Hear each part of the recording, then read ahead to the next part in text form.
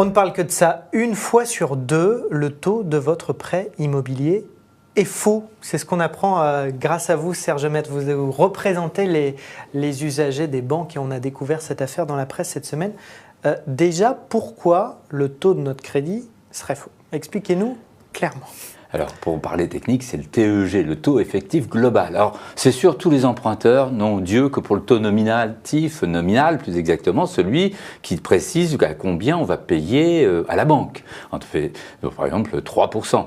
Mais il y a à côté un TEG. Et là, généralement, on ne sait même pas ce que c'est, on s'y intéresse pas. Souvent, on entend TEG dans les pubs à la radio très vite à la fin des pubs pour les crédits. Effectivement, c'est une obligation légale. Ce TEG, c'est celui qui va rendre compte, c'est le taux d'intérêt qui va rendre compte de la réalité du coût de l'opération. En d'autres termes, on prend le taux nominal, donc les 3% par exemple, et on va y ajouter tous les frais autour de l'opération de crédit. Frais de dossier, c'est le minimum, frais de cautionnement, s'il y a une caution mutualiste notamment, frais de part sociale, si vous avez été amené à payer des parts sociales, frais d'assurance, la prime d'assurance, c'est quelque chose d'important sur 20 ou 25 ans de crédit. Donc tout ce conglomérat de frais, ça ajoute au taux nominal, et puis on arrive à quoi? Au TEG, taux effectif global, qui doit rendre compte du coût réel de l'opération. Et vous avez découvert que ce taux n'était pas forcément le bon. Depuis 15 ans, on pointe du doigt. On se dit, mais ça ne va pas, là, banquier, ça ne va pas. Donc, on va jusqu'en cour de cassation. Et la cour de cassation dit, mais oui, vous, banque mutualiste, vous n'intégrez pas les parts sociales. Vous avez tout faux. Elles doivent être. Et depuis déjà 4 ans, tous les ans, on a des décisions qui l'affirment. De la même manière, sur d'autres éléments de frais. Concrètement, on dit quoi? Banquier, vous vous êtes trompé et ça risque de vous coûter cher, cette erreur, et de rapporter un peu à l'usager. Pourquoi? La sanction est lourde. Si vous intervenez dans les 5 premières années de la signature du crédit, c'est l'annulation. Alors, les juristes parlent de déchéance des intérêts, totale ou partielle, c'est laissé à appréciation. Mais généralement, nous, on a une réduction au pire, une réduction au taux légal. Et si vous intervenez plus tard, votre crédit est de plus de 5 ans, et puis vous vérifiez, vous faites vérifier, vous découvrez, eh bien la sanction est lourde parce que c'est la réduction au taux d'intérêt légal. Ça veut dire quoi? Vos 3% que vous payez jusqu'à présent, il va falloir qu'on vous rembourse toute la différence entre ces 3% et le taux d'intérêt légal année par année. Actuellement, le taux d'intérêt légal est de 0,04%. Donc c'est quasiment, je n'oserais pas dire gratuit, mais c'est pas loin, le banquier doit le penser comme ça.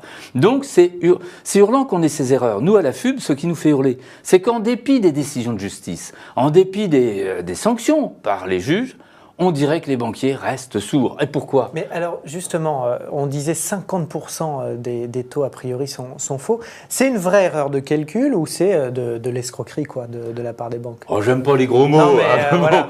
Disons qu'on c'est une certaine malignité, je préfère. Parce que vu du côté de l'usager, on se dit c'est quand même un peu gros, quoi. On se dit, ce sont des parangons, des modèles de vertu comptable. Un banquier, il a une calculette, on le sait quand on paye ses agios. On lui fait confiance, a priori, on essaye en tout cas. Et en plus, il y a la confiance. Mais la confiance, on a confiance. Lui, il nous prête de l'argent, lui aussi a confiance. Donc, en fait, ce qu'on met en cause, nous, c'est que sachant les violations de la loi, sachant chaque fois qu'ils sont taclés par les juges, jusqu'à la Cour suprême, la Cour de cassation, donc il n'y a pas de discussion, il n'y a pas de polémique, eh bien, comment ça se fait que les banquiers ne rectifient? Eh bien, je vais vous dire, tout simplement parce que le risque n'est pas grand d'avoir des usagers qui contestent. Il y a 9 millions d'emprunts immobiliers en France. Combien il y en a chaque année qui font un procès? On va dire, nous, dans le cadre de la FUB, on en est à 600, 700 à l'année. C'est pas grand-chose. Disons qu'en France, il y en a 2005. Vous voyez, sur 9 millions. Et le préjudice, on arrive à le quantifier? On sait combien le préjudice, si vous me demandez des valeurs, c'est la différence entre généralement le taux d'intérêt légal, on vient de fixer celui de cette année, et les taux d'intérêt l'intérêt que vous payez. En d'autres termes, dans le plus bas des dossiers, c'est 12 000 €. Dans le plus gros des dossiers, c'est dans les 90 000 €. Ouais, quand même. C'est quelque chose d'important parce que, par exemple, des personnes qui ont des difficultés de paiement, on n'est pas tous en difficulté, c'est heureux. Mais ces personnes, c'est une véritable soupape de sûreté. Parce que vous êtes poursuivi aux enchères, on l'a eu récemment à Paris, devant le tribunal de grande instance, poursuivi en saisie immobilière, aux enchères.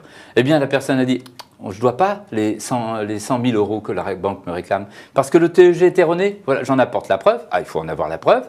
Donc, elle restait... annule ou alors c'est la banque qui doit l'argent. Il n'y avait plus grand-chose, il y avait 40 000, on a annulé 80 000. Donc, la personne a a sauvé son appartement et sa vie. Demain, je vais à la banque pour faire un prêt. Comment je vérifie pour ne pas me faire avoir? Comment je peux savoir? Je vous appelle vous? J'appelle qui?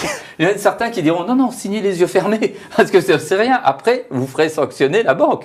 Et la banque qui vous propose du 3 ou de 2,8 à 3,20 actuellement, signez, puis demain, faites contrôler, car c'est là que la sanction va intervenir. Car certains malins vous diront, si vous intervenez avant pour dire le TEG est erroné, le banquier va vous dire je ne vous fais pas le crédit, puis ça s'arrête là. Donc il faut être quand même pas bisounours, la vie est un peu plus compliquée. Mais comment faire pour savoir si le TEG est erroné? On ne va pas non plus faire un business de l'erreur de la banque. C'est sans doute le problème. On voit une explosion actuellement, une explosion pratiquement, de demandes de contrôle et de contestation. Soyons très concrets. De toute façon, pour nous, il y a dans les dossiers qu'on a, 70% ont une erreur de TEG. Mais il ne faut pas que ça soit non plus une affaire d'aubaine nécessairement. C'est là où on dit aux banquiers, attention, mais bougez, contrôlez, faites véritablement un travail de banquier, tel qu'on l'espère, loyal et de bonne foi. Donc concrètement, si je veux contrôler mon TEG, c'est simple. À la FUB, il y a par exemple deux ingénieurs financiers, analystes financiers, qui gratuitement vous diront si c'est erroné ou pas. Ah, ils vous diront c'est faux ou pas, avec une erreur significative de plus d'un dixième. Bon, ça, il faut passer par un expert. Il faut passer parce que concrètement, si vous allez voir un expert judiciaire, on en a pour 3 000 €. On ne sait même pas s'il est pour le moment erroné. Donc c'est un peu cher. Je dirais pour beaucoup, c'est dissuasif. Si on va voir un expert comptable, il y en a peu qui vont se reconnaître compétents, bien que ce soit quand même des professionnels du chiffre. Donc le plus simple, c'est qu'actuellement, on aille voir un analyste financier. Et il y en a beaucoup dans le commerce, vous en avez, qui proposent leurs services. Alors attention, il y en a certains qui ne font pas véritablement d'analyse financière. Ils font une analyse juridique. Il faut leur demander ce qu'ils font. Deuxièmement, il faut leur demander s'ils reconstituent le TEG article par article, c'est-à-dire frais par frais qui ne seraient pas intégrés. C'est important. Donc vous voyez, ce n'est pas une mince affaire quand même. Est-ce qu'on sait quand même quelle banque est plus fiable que l'autre? Or, je vais vous dire à cet égard, la maladie touche tout le monde. Il serait facile pour nous de stigmatiser plutôt un tel qu'un tel. Il est évident qu'il y a plus de danger chez les établissements mutualistes, pour une raison toute simple. Alors, on n'aime pas jeter en pâture, mais c'est une réalité. Systématiquement, ils oublient d'intégrer, pour beaucoup d'entre eux, ne généralisons pas de manière abusive, mais pour beaucoup d'entre eux, ils oublient d'intégrer les parts sociales. Et les parts sociales, c'est ce qu'on est amené à souscrire en même temps, de manière forcenée, un peu, c'est une centaine d'euros, auprès de la banque quand on vient à prendre un crédit. Eh bien, dans ce cas-là, ils doivent l'intégrer. Ils le savent. Depuis 2008, il y a de la jurisprudence de la Cour suprême. Donc, elle vient encore de renouveler en 2013 sa jurisprudence en la rappelant. Eh bien là, je dirais à ces établissements, vous voyez, vous n'êtes pas seulement dans l'erreur. Il y a une erreur, ça peut arriver à tout le monde, presque, diraient certains. Mais là, vous avez une certaine culpabilité parce que vous persévérez dans l'erreur. Et là, ce n'est pas loyal.